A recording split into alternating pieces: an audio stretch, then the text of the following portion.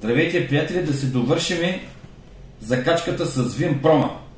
До тук горе-долу трябва да е станала добра ферментация. Само искам да ви допълня, някои неща съм ги позабравил. Едно момченце ма подсети. Бидоните, които ги правите с материал и също бурето с вино, не трябва да бъде в гаражи, където има примерно нафта или пък примерно кисело или нещо, което миризмата от нафтата да се прехвърли в виното и в материала за ракията. Това е първо. Второ, това, което съм забравил за предният клип, който беше за как се прави ракията, как ферментацията. Сега ще говорим за дестилация. Малко е фалшиво направено, това няма никакво значение. Важно е да хванем смисъла от цялата работа. Второ, бидоните, където ги държите, температурата, казахме с термометъра 25 градуса и отворено да се проветрява, да влиза кислород, защото кислородът вътре се задържа въглероден двуокис. Знаете, че въглероден двуокис е задушлив газ. И има друго нещо от джибрата. Дрожжите, които са в джибрата, живеят на...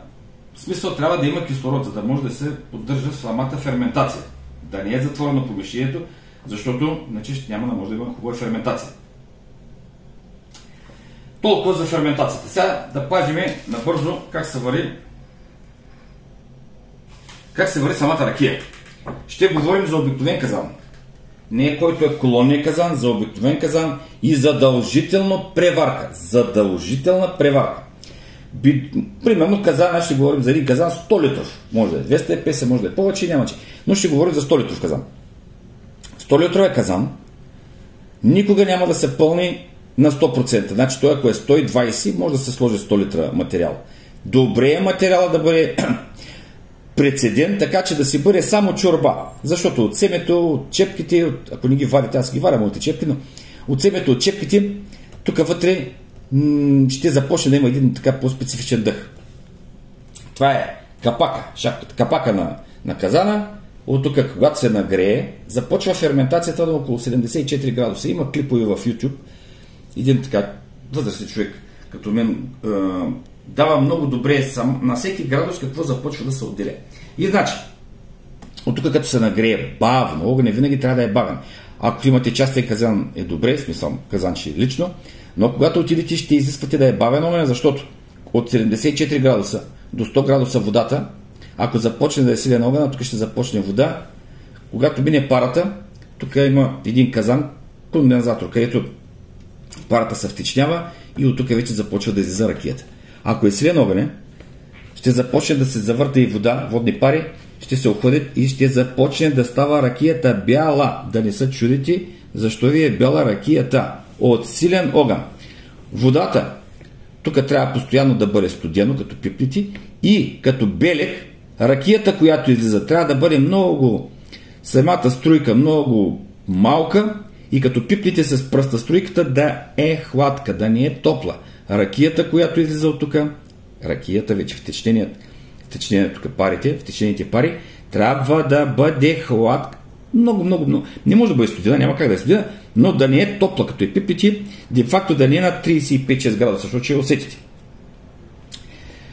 Когато заредите казана на 100 литра материал, задължително ще сложите 100 грама сода бикарбонат. На 100 грама, на 100 литра материал 100 грама, ако е 200 грама. Пакетчетата ще ги гледате, все повече ги намалят, от 100 грама ги направиха вече на 40, скоро не съм видял, защото си имам други болести на главата, но толкова е с ракията, като заредите материала, всякакви чудеси съм правил. Значи варил съм ракия с едра сол, с картофи, с лук, мазан казан с мед. Вътре съм слагал такива, имаше бомбонки, виолетки. Чудеса съм. Просто на такива неща няма да отговарям, защото е лудория. Единственото, което го правите, гарантирам ви това, което съм ви казал. Гарантирам ви.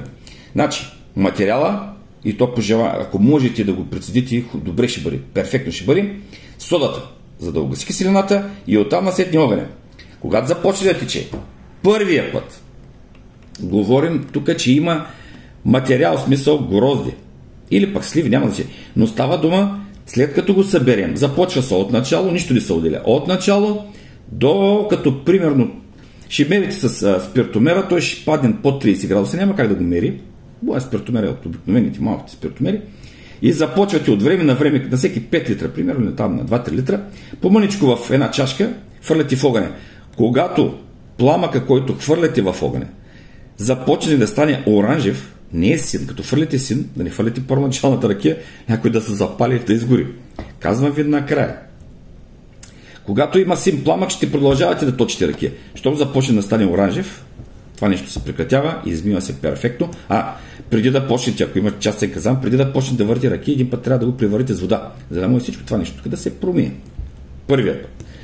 И след това вече, като си миете казана, слагате само вода. То е, ако посинее, ако е киселинна ракията, ако посинее, така става. Това е медиен сулфат. С вода се измива никакъв проблем. Когато съберете всичкия материал, примерно имате 3, 4, 5 бидона, съберете ги. Значи казахме, тук не се отделя нищо абсолютно. На преварката, когато заредите вече за преварка, слагате пак сода. Няма да има киселина, но за осигуровка. На 100 литра, вече тук като сложите материала, ще го разредите с вода да стане 28-30 градуса. 28-30 градуса. Това е на преварката. Затваряте казана. Тук не трябва да се запушва така, че да не стане като бомба. А тук трябва да си е смисъл нормално затваряне, така че ако случайно нещо пригреете огъня, нещо, да може да се отвори, иначе ще стане бомба. Когато започне за ракията вече, втория път за преварката, казвам, тук 2 литра и половина, първите 2 литра и половина ракия, 2 литра и половина не се ползват.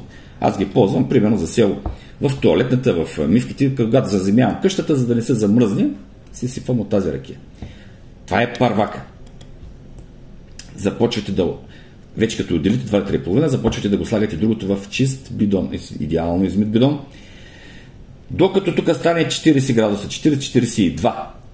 Защото като е малък казана, до 42 започне отгоре да плуват в тук канчето, където държите, започне да плуват и леки петенца, веднага го спирате. Това нещо остава от това место. Или около 40, или може малко над 40, но тази ракия отделяте в друг съд за преварка или ако имате възможност тази година, за до година, зависи колко е материала и какво ви е времето. По същия начин, примерно, ако имате втори път казан, трети път, събирате го, но винаги първите 2 литра и половина ги махате. Задължително на преварката. Задължително.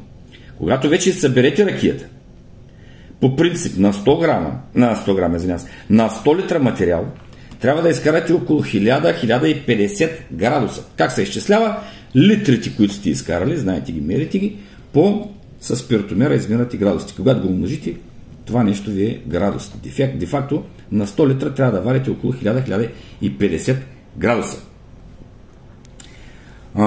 Аз какво правя? Бидона вече, този, който вече е преварената ракия, тук ще тръгне с над 75-6 градуса, 78-80 може да тръгне, може 85 да тръгне, зависи от ферментацията.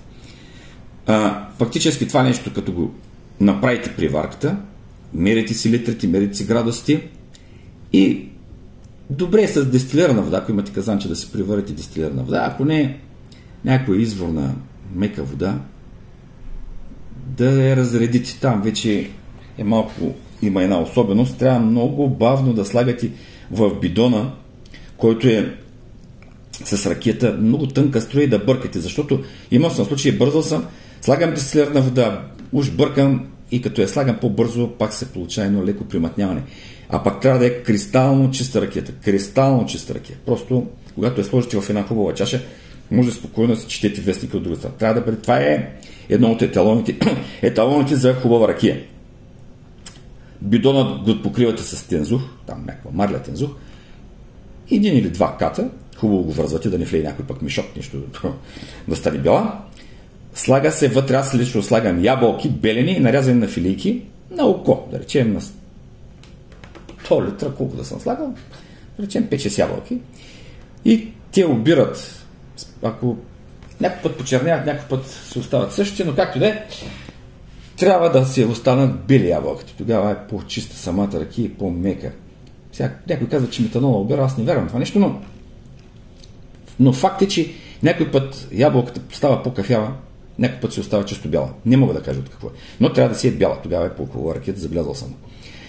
И слагам дъбов чипс в бидона. това не го гледайте, но в бидона, ето примерно тук, в бидона слагам, както си е дозата, френски дъбов чипс, не американския. Френски дъбов чипс. Давно не са го похабили, беше много хубав. Като пиете ракията и след това има един оттенък на уиското балантай. След леко така, аз правя мускатова ракия, на нея съм се спрял перфектно, не мога да заменя с друга. Мускатовата с балантай, с това нещо става един много фин, много така, много от сега като правих смокиновото сладко и винаги съм се чудил с ракия мускатовата на какво ми дъха, на какъв дъх, на лека на смокине. Чак сега го открих след толкова много години, когато правих едно смокиново сладко, просто дъхът го ми се премеши. 35 до 40 дена не е проблем, в зависимост дали се ходите на село обратно, съдът трябва да е открит. След това вече може да се го сложите в дамаджани. Добре, ще ви напиша долу там една формула, как се разрежда, но добре е да оставите около 43-4 градуса ракията в дамаджаната, затворена вече прецедена, може да си сложите един тезух в смисъл да няма някоя мушичка, нещо от този род, защото неприятно сега перфектна ракия, пък да сложите на гостите супер ракия и една мухичка тези винарките, или пък някой от талаша от такова, хубаво е да се прецеди в една фуния, заслага се марля или пък нещо друго с памук, или пък няколко ката марля, тя ще свърши работа. И след 3-4 месеца, като посили в дамаджаната, защото малко в началото ще има суров вкус, няма да ме притесня това, до 3-4 месеца ще започне да става все по-хубаво и по-хубаво. Вече стане половина на 8 месеца, става много гости ще имате, сигурен съм. Може да се похвалите, че знаете, особено мускатова, говорим за мускатова ракия, е нещо много добро. И толкова от мене, да сте живи и здраве. Ако има нещо, пишете отдолу, на глупости няма да отговарям. От сега ви казвам. Вървил са с всякакви глупости, всякакви експерименти. Забравих още нещо да ви кажа, когато си слагам за преварката, лично за мен говоря, на преварката разтварям един буркан манов мед. Един буркан манов мед, смисъл. Той е студено вънка и с ръката трудно се разтваря, малко замръзва ръката, защото това е октомври месец. Но да не стане така, че да сложите меда, да падне на дъното да го загорите. Много важно. Значи на 100 литра аз слагам 1 килограм, един буркан 80 грамов, на манов мед, черни мед. И се разбърква, става един много специфичен дъх. Това е. Други тайни няма да ви откарам, но това е. Сега, примерно, как се прави гюлова ракия, как се правят други неща, ще си останат за мен. Но това нещо ви гарантирам, че стане много, много добро. Чао! Дядо Божи да ви благославя и обната. На здраве!